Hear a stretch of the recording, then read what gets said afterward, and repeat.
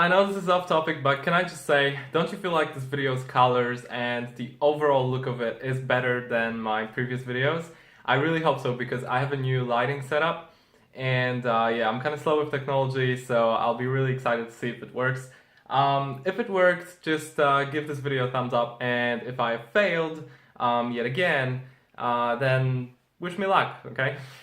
So today I'm supposed to talk about the CELTA, and this is actually gonna be a really funny video. I don't know if it's gonna be funny for you to watch, but it's definitely gonna be funny for me to film.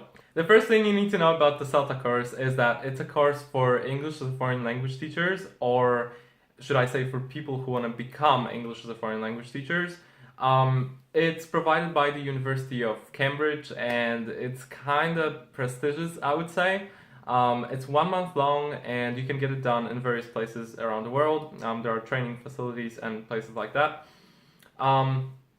It's basically this teacher qualification thingy. The other most important thing that you should probably know about the CELTA course is that it is expensive. Not just a little bit expensive, not quite expensive, but very expensive. I paid $3,500, and I think that is a lot to most people, but when you consider the fact that I'm from a country where, you know, people earn on average $10,000 a year, retired people can get as little as 3 times less than that. You know, I think that really shows you how much that money, how much that was to me. You know, it was a lot of money. It was like all my savings. And before you sign up for the course, really try to think, are you willing to pay such an amount for a stupid piece of paper and a ton of nerves? Because it's likely that that's what CELTA is going to feel like. I got my CELTA being 18 years old in Sydney, Australia. I was in a group with five other people, half of them native speakers and half non-native speakers, including myself. And I was the youngest one, which it's not like it's a new thing for me. I'm usually the youngest one everywhere. Yeah, and all those people were adults, and they all had university degrees and stuff like that. And one person had already been a teacher for like 10 years, and people had teaching experience and stuff. I had some teaching experience, but it was just private tutoring, you know. Anyway, the point is, adults, university degrees, and me. After the first week, 2 people quit, and there were only 4 of us left. Now, as for why those people quit, I can't speak for them, but I know that they didn't get a cent back, so they paid $3,500 and they didn't get any of that back. And I think they were aware of that when they signed up for the course. So I can only see 2 options here. Option number 1 is that they were rich and they just didn't care, and they just didn't like the course and they left. Option number 2 is they weren't really rich, but they hated the course so much that they left anyways. And that's actually the way that I felt most of the time. So I wouldn't be surprised if that was the case. I came pretty close to quitting myself, although I knew that I couldn't quit, and I wasn't going to, but I came pretty close a couple times. Another reason could be that it was just too hard for them, and if that's the case, there's no shame in that, because CELTA is hard. It's life draining, and it's just a very intense course. So the 4 of us completed the course, and what is CELTA like? Well, you sit in a small classroom, you learn 8 hours every day, your head aches, and when you're not doing that, you're doing teaching practice, which is a whole separate story, and I'm gonna get to that later on. When you do CELTA, you're going to stumble upon lots of abbreviations and terminology, most of it completely unnecessary and just complicates things. Here's an example. SS, TL, L1, L2, CCQs, ICQs, TTT, STT, TP, TPQs, MPF, and I can go on and on because there's more. I don't understand, because I don't see a reason why students can't just be students. Why does it have to be SS with an apostrophe? Why target language can't just be target language? Why does it have to be TL? And so on and so on. There are just so many, I just don't understand it. Moreover, you're going to spend lots of time talking about theory, about things which may seem very obvious, and also naming things which you don't really need names for. All that instead of learning about some useful techniques or books that you can use or whatever, you know. As for techniques and ways of doing things, actually you will be provided with lots of that. However, with little or no explanation as to why this is supposed to be the right way to do something. You'll also be buried with paperwork.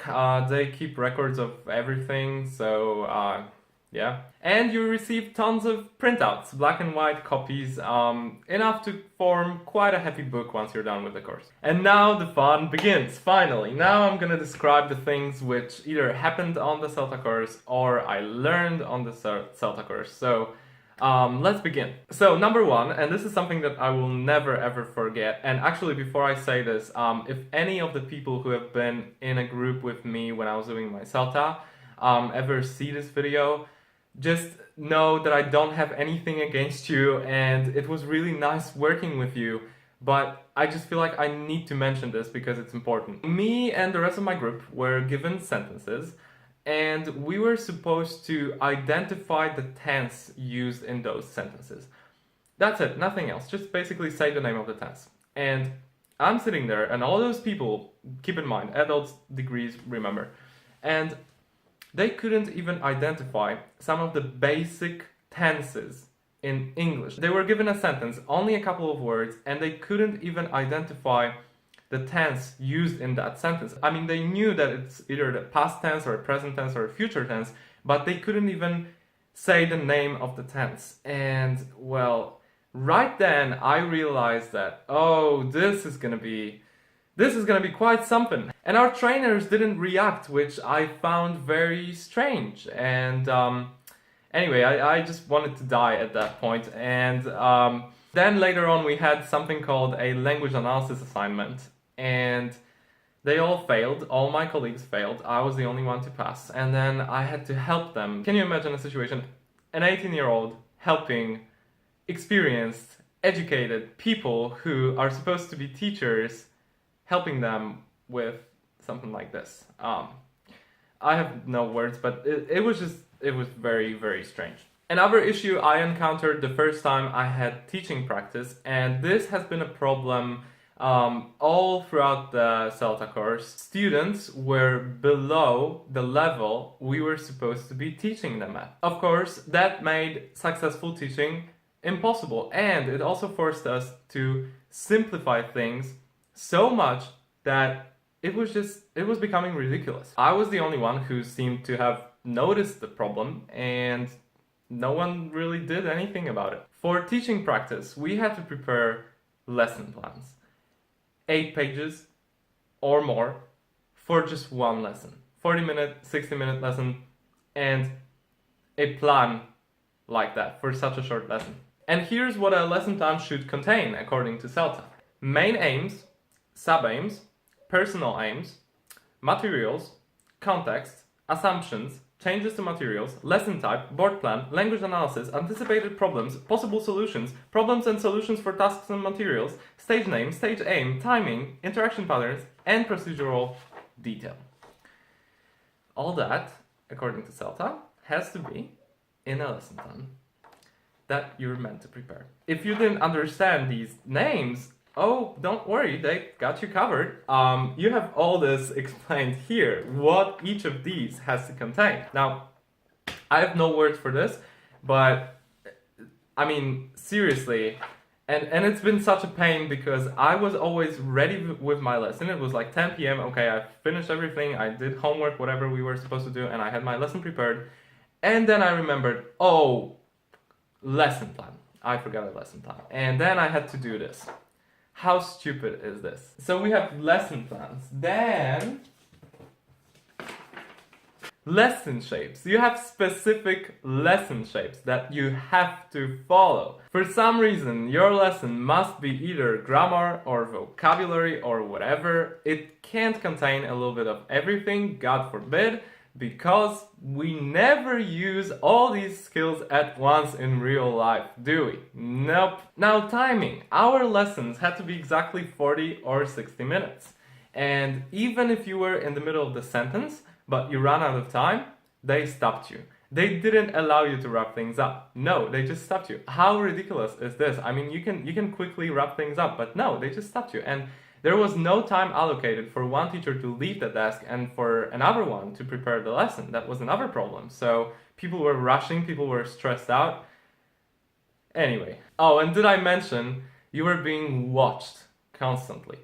And they never smiled. Okay, so now what I'm gonna do is I'm just gonna go through some papers that I received during the CELTA course. I have tons more, but it would take us ages, so I just picked a couple because I've noticed some interesting things here, and I just want to say a few words about that.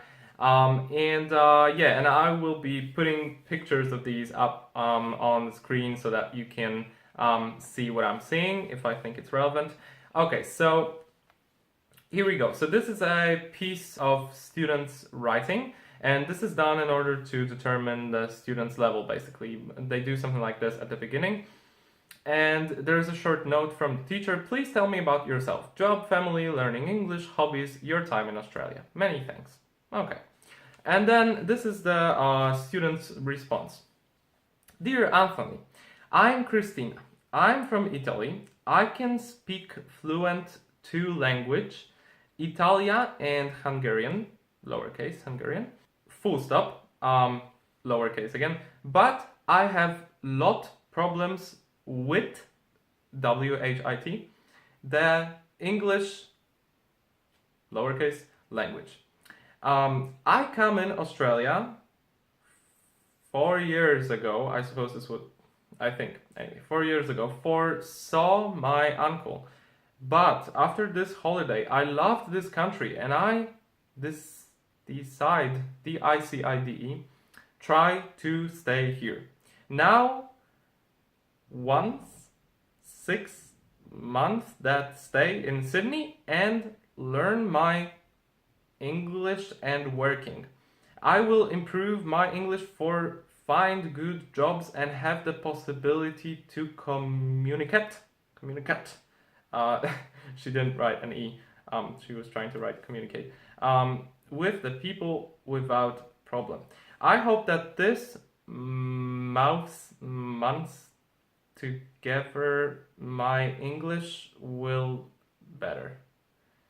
Sincerely, Christina. She tried to, but sincerely. Okay, so this is a piece of students writing.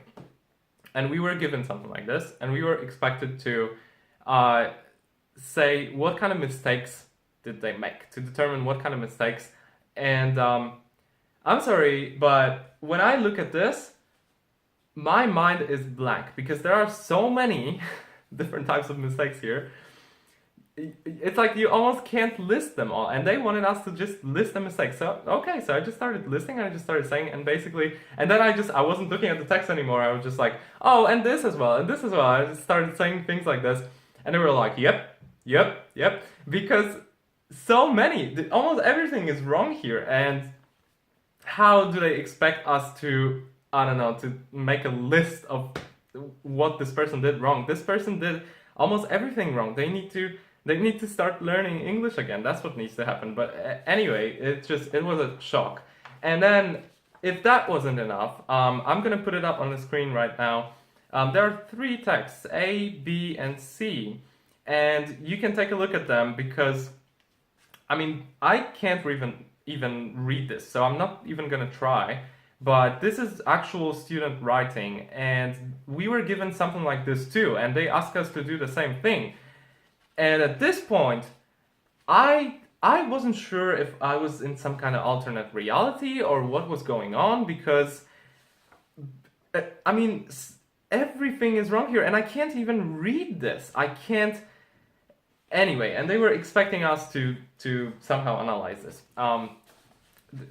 That's a tragedy to me. Okay, let's move on. So now I have something called adapting a practice task, and there's a task here. And then it's changed so that, in their opinion, it becomes better. But in my opinion, it becomes worse because the task is the original task. Complete the gaps with the correct form of the verbs in the brackets. Use present simple or present continuous. Okay, this is a standard exercise. I don't see anything wrong with this. And I quite like these exercises. They are okay. But then they changed it to correct the mistakes, and they actually, so all this is wrong, and they wanted students to correct these. Now, listen, this is very basic. I don't know what level this is, but this is very basic. And at this level, if you're giving students an exercise like this, correct the mistakes type of exercise, this is wrong, because all that this does is it implements all the wrong ideas into their heads. That's what this does. It doesn't teach them anything. So please do not give exercises like this to students, to lower level students. This is only for upper intermediate, for advanced maybe. Not for the, I mean, obviously not, this isn't really for advanced because the exercise is too easy, but the point is the type of exercise, correcting mistakes, playing teacher, you know, it's not something that lower levels can do. This is wrong, because this only implements the wrong ideas. Anyway, let's move on. Okay, and now I have something called guided discovery. So this is what they're trying to do now. So I don't know, the assumption is that students can figure out the rules of the language themselves, and somehow that's better. And I understand the assumption because you're trying to make it more interactive, and it's better, but this is not the right way to do it, because this is trying to teach them the first and second conditional. And we have example sentences. If it is sunny, I will be happy. If I had a lot of money, I would travel around. Okay? And then we have possible CCQs, which, if you don't know, CCQs, concept checking questions. So these are the types of questions that you're supposed to ask to check if students understand the meaning. But these are the suggested questions. Is it sunny now? No. Will it be sunny in the future? Maybe. Is it real or unreal? Real. Those are the questions. Then you have the sentence, if I had a lot of money, I would travel around. And here are the recommended questions. Do I want to have money? Yes. Do I have money now? No. Do I want to travel? Yes. Can I? No. Why not? No money. Real or imaginary? Imaginary. Is it about the past or the present? Present. Are you kidding me? I mean, this is not gonna make it easier for them. This is not gonna make them understand better. This is only gonna complicate things. And I saw teachers trying to ask questions like these, and there's just silence. No one really responds because people don't know what's going on. These aren't natural questions. This is not the natural way people talk. They're not gonna respond with these answers here. And they're not gonna understand. It's just so stupid. I don't understand this at all. But anyway, this is what CELTA recommends. So then I have components of a lesson plan. So this actually I already showed this. So all this is meant to be in your lesson plan. Anyway, and now I have an actual lesson plan. So this is a model lesson plan. And just to show you that I wasn't kidding, when I said 8 pages, count with me. 1, 2, 3, and notice that they're all full of text and everything. 4, 5, 6, 7, 8. Anyway, this is what we're supposed to do as teachers. So instead of teaching and instead of preparing the lesson, you'll be busy preparing the lesson plan. Then I have monitoring and feedback. This is like a little note about this. And monitoring, I agree with the advice that they have here on monitoring mostly, but feedback, I do not agree with this, and I need to talk about this. So feedback, they say students need peer check. Peer checking and feedback allows students to build confidence, to confirm their ideas, to justify their answers, to question differences, to share interesting responses, to peer teach, to feel a sense of achievement, to get reclarification as needed, to be corrected so they learn, to be praised so that they want to learn more. A bunch of BS, because peer check is one of the worst things that you can do. Peer check is so irritating to me. When I was a student and teachers would do peer check, so they would make us check compare our answers with the person that's sitting right next to us. I hated it because I didn't understand why. Because first of all, I don't always want to interact with the person that's sitting next to me. That's just life, and sometimes that happens. Number two, that person may have an entirely different level. Maybe they haven't completed the exercise at all. I just did, and then they're gonna, just write my answers on their piece of paper. The biggest misconception is that, look, we don't have answers. None of us have answers. We only have thoughts and we might think that this is right or wrong, but we weren't given answers. So we're basically sitting there and we're comparing our answers, but what for? Is it, I don't know, is it to make the lesson more interesting or whatever? It doesn't help. It's a waste of time. It's very common on the CELTA course and they tell you to use it all the time. And I just hated it. I did it because they forced me to, but I didn't like this at all, and I don't see a point in this at all, and I think it's wrong, and I think it's just... Anyway, so we have peer check. Then we have... What do I have here? Oh, okay, so this is possible scenarios and suggested solutions to problems in the lesson. And I circled one here because... Okay, so this is a problem. Several students make the same mistake in a controlled practice task, focusing on the difference between been and gone. E.g., they write, I have gone to Japan instead of I have been to Japan. Okay, this is the problem that they describe here. And then this is the solution. CELTA tells you to do this. While monitoring, encourage self-correction through CCQs or underline the error. For consolidation for all students, deal with this issue during feedback. And then they list possible CCQs. Here they are. When I say I have been to Japan, am I here or in Japan now? Here. Did I go to Japan in the past and then come back here? Yes. When I say I have gone to Japan, where am I now? Japan.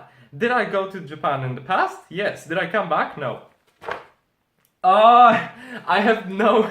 I mean, this is awful. How is that supposed to help them understand? This is awful. Listen, I have a book here, okay? And this book contains a simple explanation of have gone and have been. And I'm just gonna read it quickly because it's very short. And just listen. The verb go has got two present forms, have gone and have been. Study the examples to see the difference in meaning. And now we have the examples. She has gone to Austria. She is still in Austria. She hasn't come back yet. That's what it means. Then we have the second example. She has been to Austria twice this year, meaning she has visited Austria, but she has returned. Okay, and that's it. No more. This is the whole explanation. And this is so much clearer to me and so much easier to understand. Why would you ask all these CCQs? How is that helping? The classroom never responds to this the way you want them to respond. But anyway, just like I said, CCQs, this is a very twisted idea to me, and just really be careful when using those CCQs because really sometimes I agree you should use CCQs, it's even good to do that, but it has to be a very natural situation, and sometimes such situations come up, but not all the time. And the ones that I've read, this is ridiculous. That's not gonna help anyone.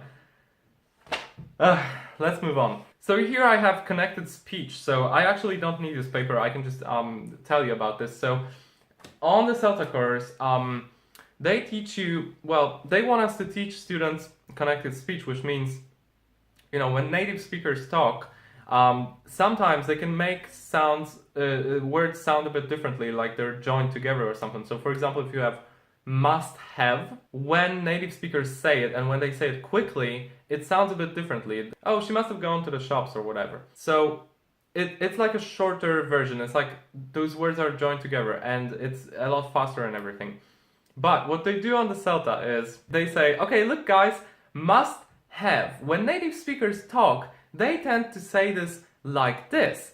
Must have, must have, must have. Everyone repeat. Must have, and everyone repeats, and God, listen, you're not meant to drill this. This is something that develops naturally when you reach a certain level. You're gonna start talking like this, and you can only talk about this with students who are advanced or at least upper intermediate. You can't drill this and talk about this with students on lower levels because then they're gonna be walking around and they're gonna be talking must have, which is ridiculous. I never learned this at school. I never learned connected speech or anything like that.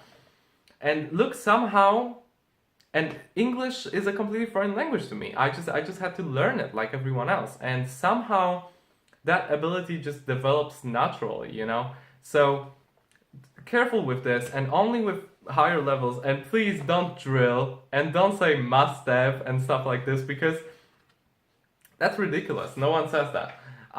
Okay, then I have something that they call phonemes. This is like a whole new language to me. This is what it is. So it's just weird signs, and this is supposed to help you pronounce things correctly. But I and most students have never seen this, never learned this, and on the CELTA course they tell you to use these. I don't think it's a good idea because, like I said, no one knows this. To me, it just makes things more complicated.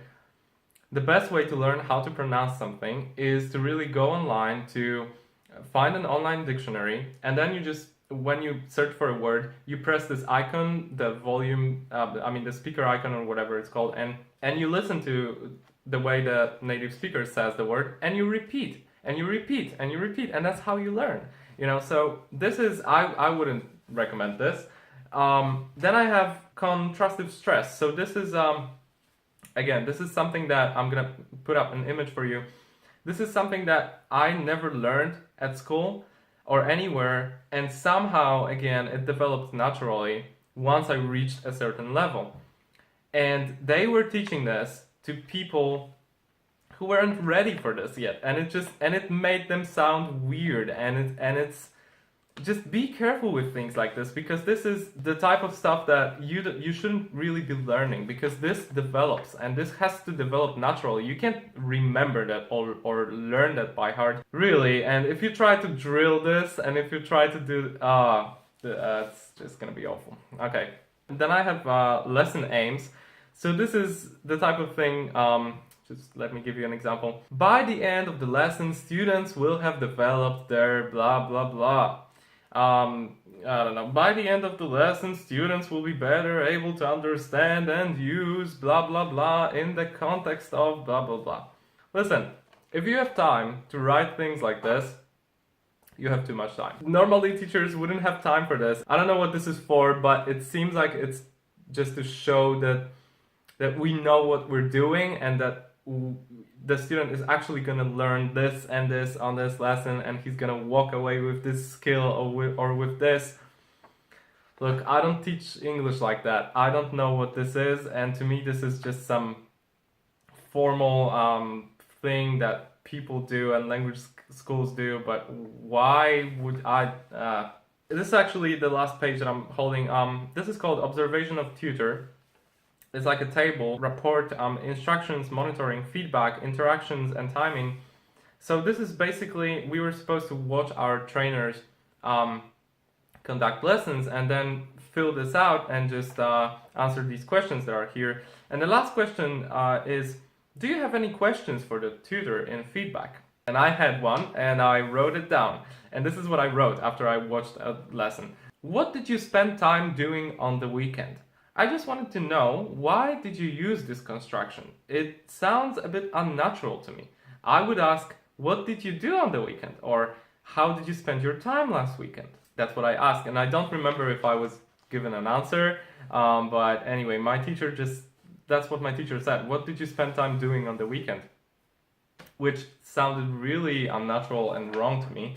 So I just had questions, and I wanted to ask, So many times on the CELTA course, I had questions about something, and I didn't understand, why this is the right way to do this. Why do you think we should be doing this and not this? And whenever I asked something like that, most of the time, I didn't get a proper answer, basically, because they don't have answers. These are the guidelines, they come from somewhere, that's what they have been taught, and now they're teaching this to us. But no one really thinks about, does this make sense? Why is it this way? And so on and so on. And that's really irritating to me. I don't understand. I think people should really think more. Just to sum up, I wasn't happy with the course. In fact, I hated it, and I regret doing it, sort of, because I can't believe that I paid such a huge amount of money. Maybe I learned a couple new things, but not even close to what I was expecting. I didn't agree with most of the things that they taught us there. I didn't agree with most of the things that happened during the course. And yeah, but that's just my personal opinion. So, you may have an entirely different experience, and that's fine.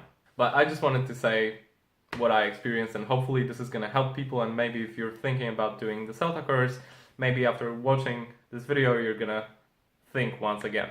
Alrighty, I'm kind of hungry, so I'm gonna go and get something to eat. Thanks for watching, and I may do more videos on the subject of teaching English, I don't know, but for now this is it. And yeah, so I'll see you later. Bye.